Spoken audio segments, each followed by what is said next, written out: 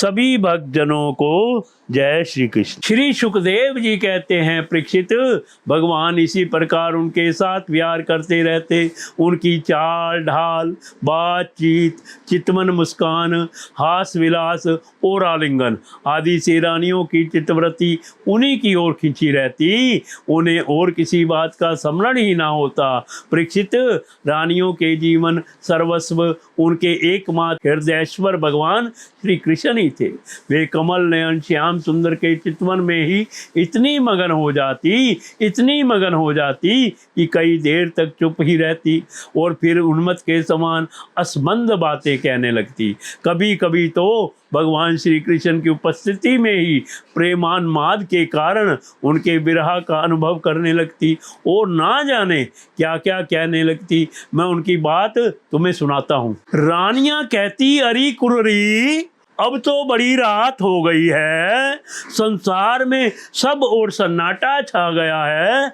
देख तो सही, इस समय स्वयं भगवान अपना अखंड बोध छिपा कर सो रहे हैं और तुझे नींद ही नहीं आती। तू इस तरह रात भर जाग कर विलाप क्यों कर रही है? सखी, कई कमल नयन भगवान के मधुर हास्य और लील भरी उदार स्वीकृति सूचक चितवन से तेरा हृदय भी हमारी ही तरह बिन तो नहीं गया है? अरे चकवी, तूने रात के समय अपने नेत्र क्यों बंद कर लिए हैं? क्या तेरे पतिदेव कहीं विदेश चले गए हैं?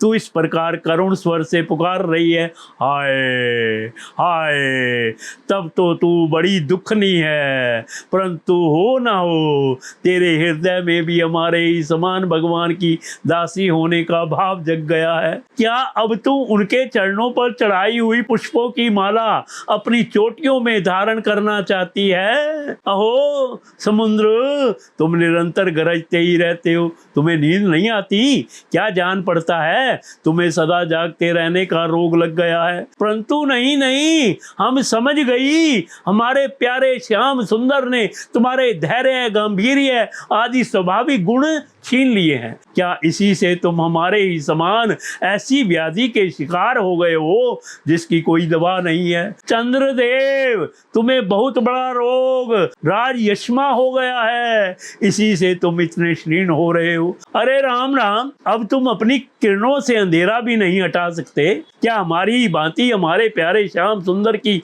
मीठी मीठी रहस्य की बातें भूल जाने के कारण तुम्हारी बोलती बंद हो गई है? क्या उसी की चिंता से तुम मौन हो रहे हो? मल्यानिल, हमने तेरा क्या बिगाड़ा है जो तू हमारे हृदय में काम का संचार कर रहा है? अरे तू नहीं जानता क्या भगवान की तिरछी चितवन से हमारा हृदय तो पहले से ही घायल हो गया है। श्रीमन मेघ, तुम्हारे शरीर का सौंदर्य तो हमारे प्रियतम जैसा ही है। अवश्य ही तुम यदुवंश शिरोमणि भगवान के परम प्यारे हो, तभी तो तुम हमारी ही भांति प्रेम पाश में बंद कर उनका ध्यान कर रहे हो। देखो देखो, तुम्हारा हृदय चिंता से भर रहा है, तुम उनके लिए अत्यंत उत्कंठित हो रहे हो, तभी तो बार बार उनकी याद करके हमारी ही भांति आंसू की धारा बहा रहे हो। श्याम धन सचमुच घनश्याम से नाता जोड़ना, घर बैठे पीड़ा मोल लेना है। री कोयल, तेरा गला बड़ा ही सुरीला है, मीठी बोली बोलने वाली हमारे प्राण प्यारे के समान ही मधुर स्वर से तू बोलती है। सचमुच तेरी बोली में सुधा घोली हुई है, जो प्यारे के विरह से मरे हुए प्रेमियों को जिलाने वाली है। तू ही बता, इस समय हम तेरा क्या प्रिय करें?